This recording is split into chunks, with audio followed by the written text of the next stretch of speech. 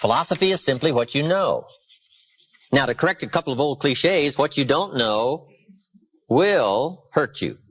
And to correct another one, ignorance is not bliss.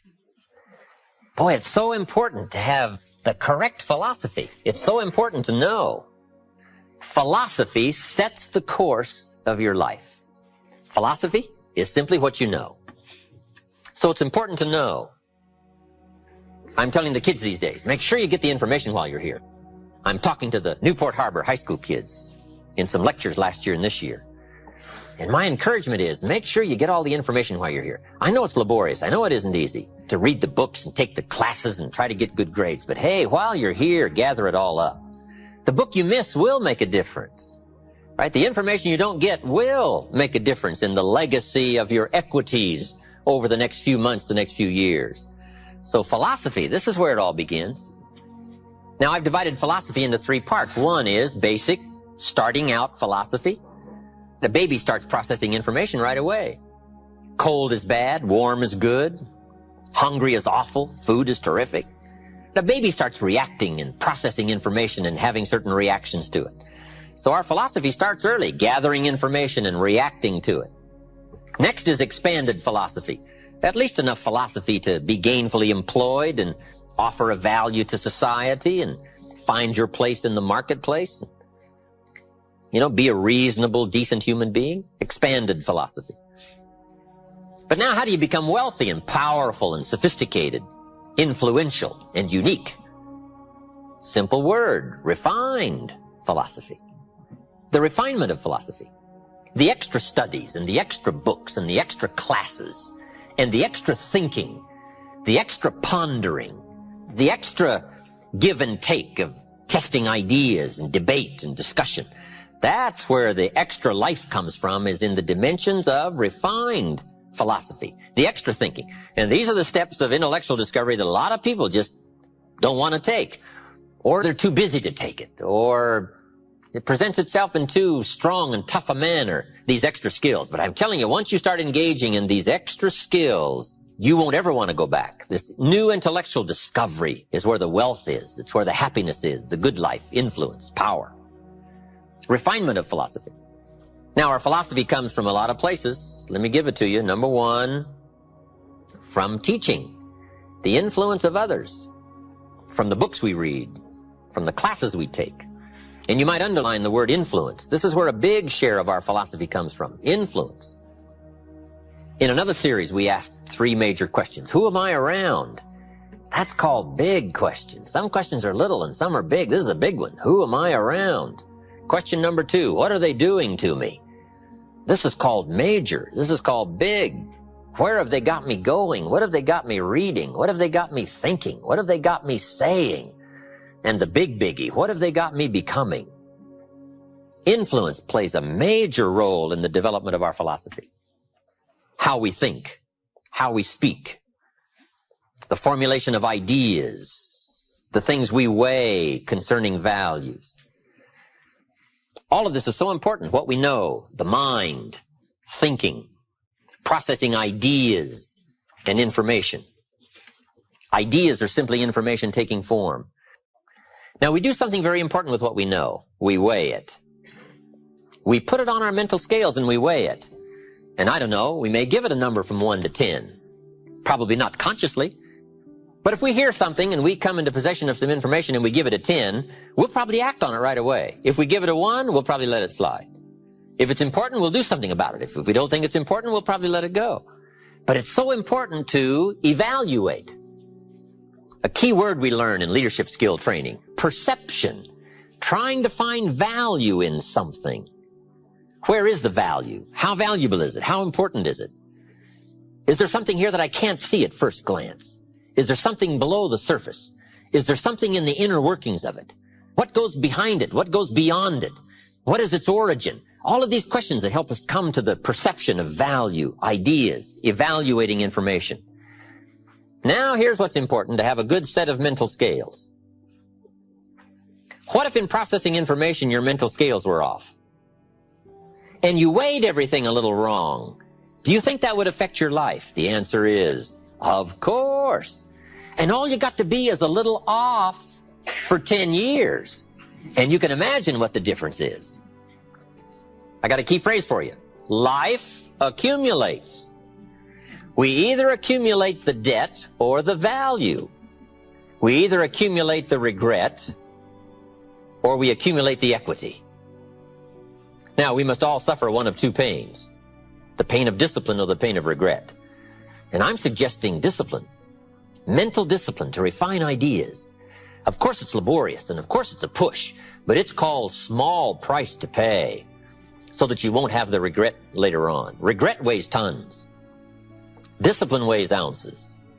So if you accept the early ounces of discipline of thought to refine ideas and not just let major questions go by, what about society? What about the government? What about taxes? What about religion? What about life? What about capital? What about business? What about society? All of these major questions. What about my life and my value and my place and my future? And what about life? What about origin? What about destiny? What about opportunity? What about possibility? All of these major questions, to let them go casually by is to miss the treasures that your life could accumulate into in the coming months, the coming years. So this is called major. What we ponder and what we think about sets the course of our life. It's like the set of the sail that's taking us somewhere. Let me give you a good question to write down. Where are my thoughts taking me?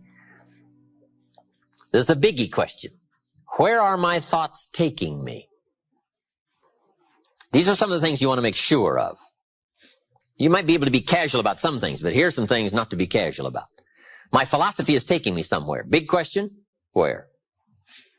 The accumulation of equity will either be there or won't be there. Life accumulates.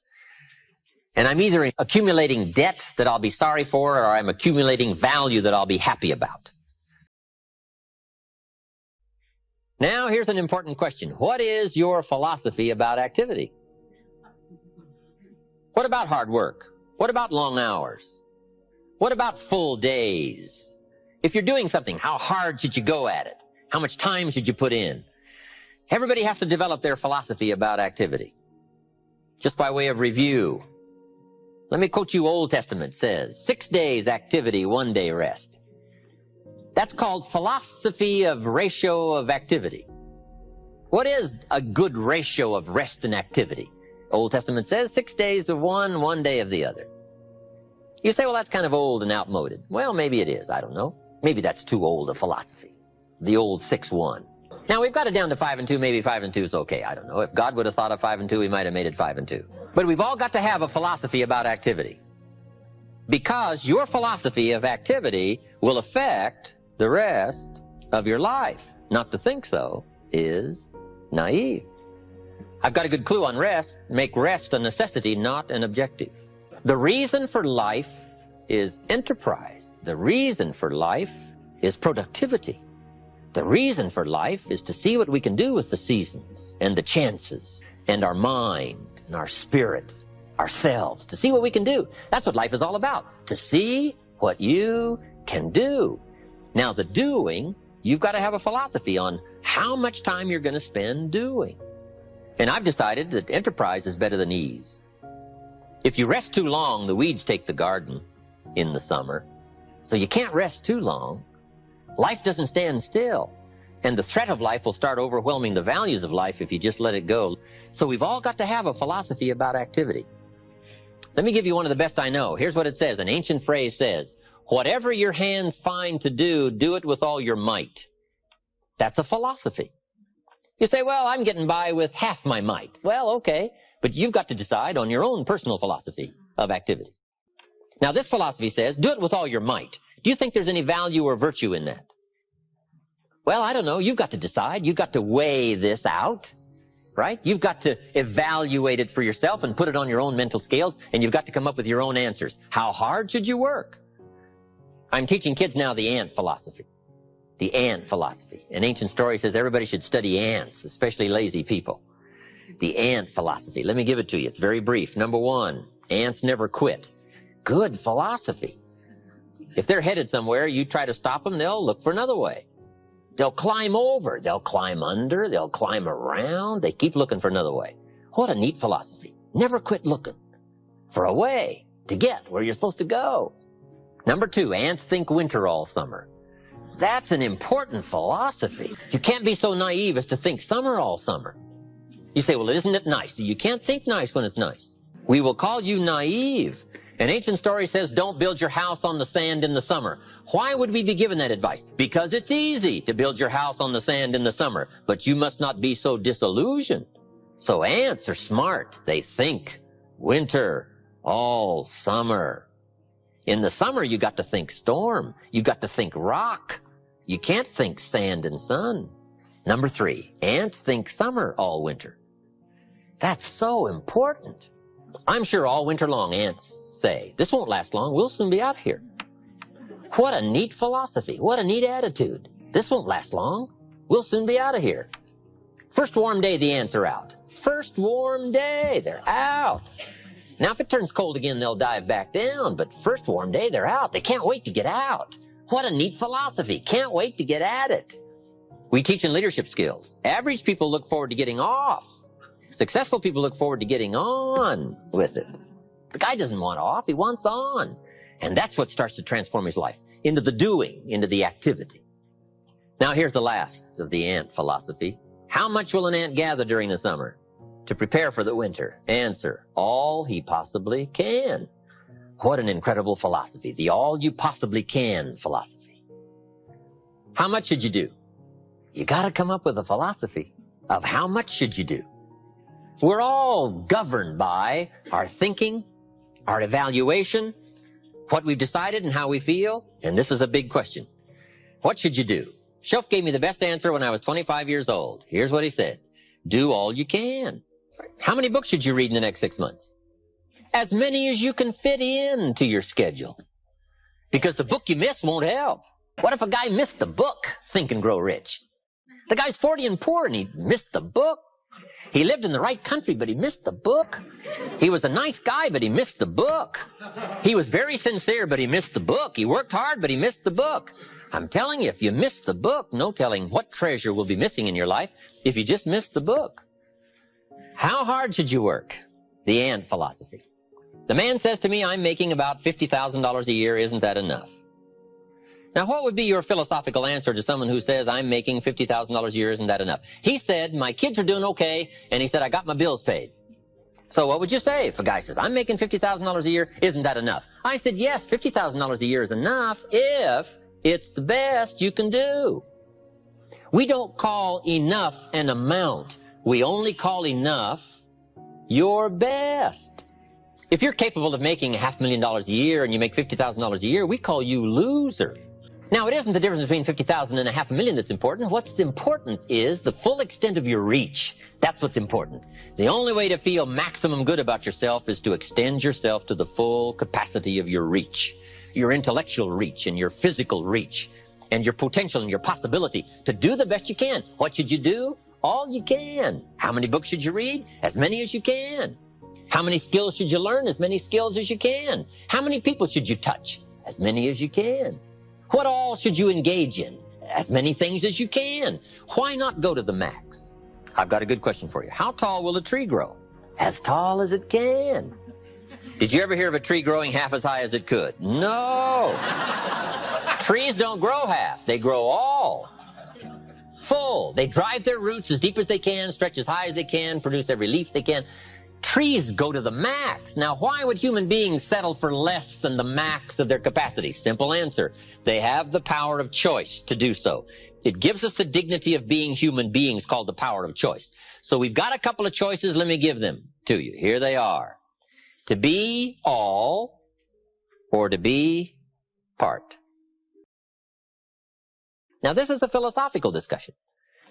You can choose to be less than you were designed to be, or you can choose to be all you were designed to be. I'm merely suggesting that you ponder what the all might do for your life in the next 1 year, 3 years, 5 years. If you refined your philosophy of activity and went for it all. So the difference in value is not the amount. If you do the best you can and you make $10,000 a year, we call that enough. If you do the best you can and you make $1 million a year, we call that enough. Enough is not the difference between 10,000 and 1,000,000. Enough is simply doing the best you can. A group of psychiatrists invited me to come and lecture in Los Angeles. Not too long ago, I thought that was fascinating. I never graduated from college. But they wanted to hear my story, so I go talk to the psychiatrist.